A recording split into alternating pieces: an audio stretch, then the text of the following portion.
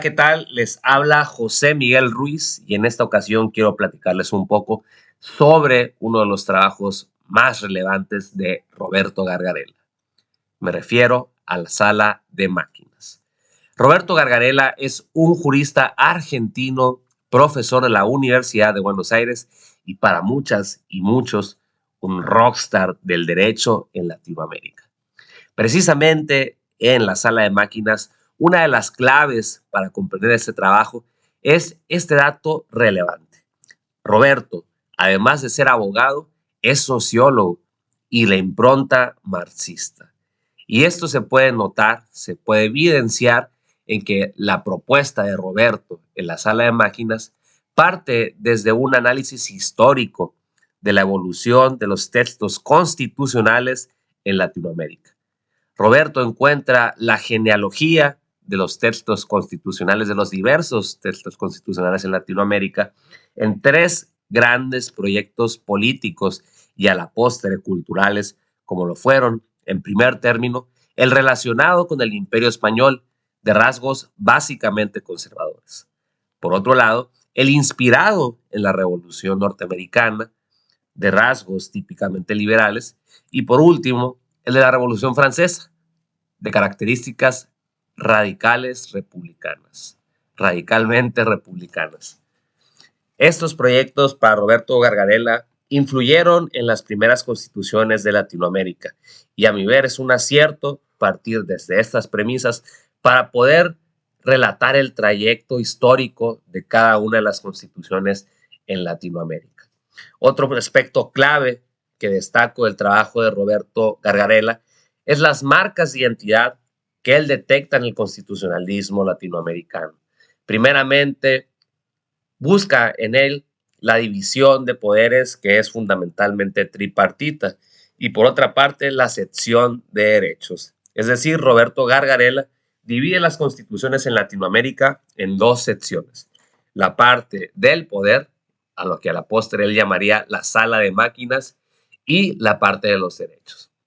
Y para Roberto, y considero este es un aspecto fundamental de su obra, es que estas dos partes de las constituciones, estas dos intrasecciones, como él los nombra, es la parte en donde surge la tensión y esta mezcla entre lo viejo y lo nuevo, y lo que no permite que se dé un avance en los efectos en la vida real de las constituciones. Y uno de los problemas para Roberto Gargarella es la falta de reflexión o la reflexión impropia de quienes redactaron los textos constituyentes, es decir, los constituyentes de Latinoamérica.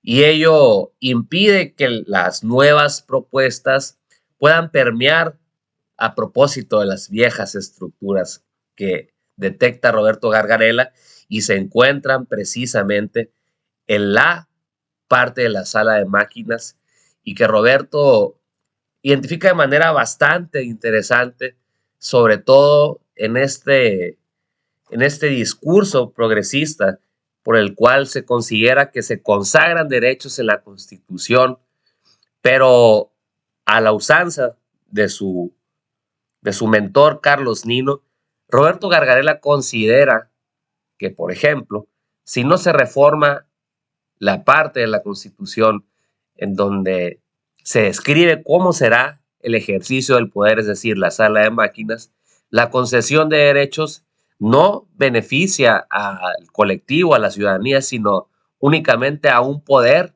como lo es el poder judicial, que le da la capacidad de poder establecer pautas para el poder ejecutivo y el legislativo. Y eso es interesante, poder entender la forma en la que el texto constitucional y la técnica legislativa permite o no que un texto constitucional sea armonioso con las propuestas y las reformas que se están trabajando, o bien que solamente genere problemas legales. En lo personal considero que el texto de Roberto es pertinente para quienes se inician no solamente en el camino del derecho, sino también en el análisis de lo social, desde por un lado la sociología, por otro la ciencia política, y en fin, para quien quiera entender un poco del fenómeno social a través de las constituciones, a través del constitucionalismo. No se puede perder el trabajo de Roberto Gargarella. Este fue su amigo José Miguel Ruiz opinando un poco sobre el trabajo del gran jurista argentino como lo es Roberto Gargarella. Saludos.